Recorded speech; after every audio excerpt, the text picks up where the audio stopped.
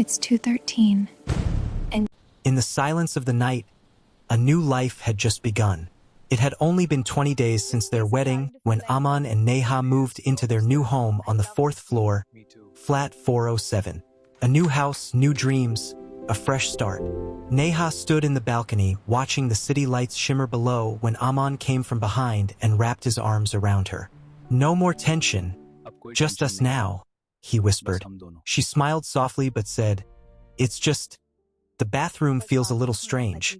Aman laughed and kissed her forehead.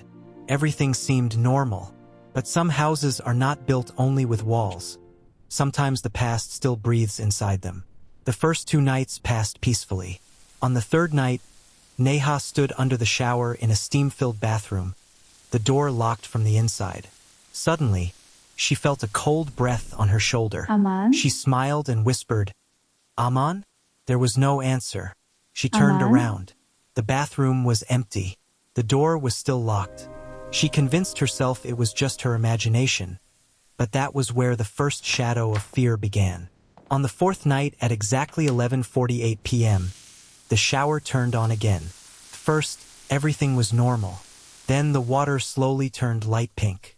Neha caught it in her hands. "Maybe rust in the pipes," she muttered.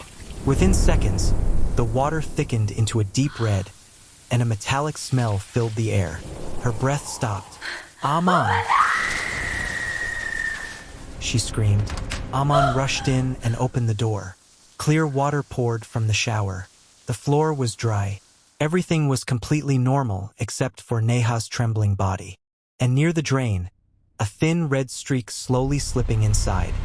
At 2:13 a.m. that same night, the bathroom exhaust fan started on its own.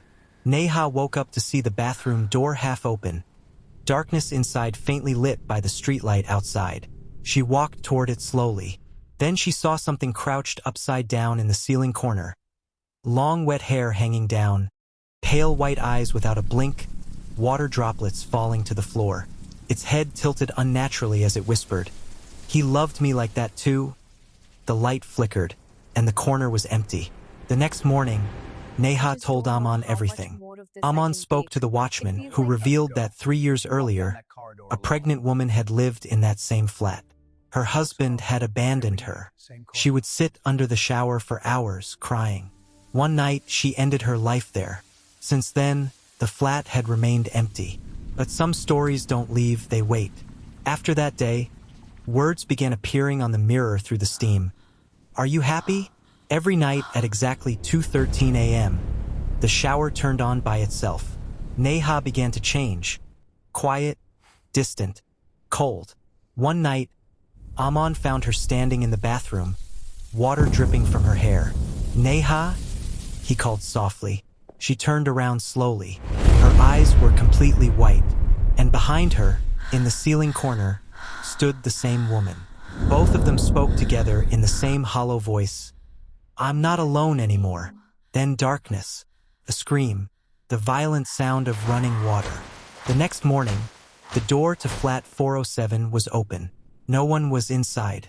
The shower was still dripping. In the ceiling corner were 2 wet footprints. From the drain came a faint metallic smell of blood. Months later, a new couple came to see the apartment.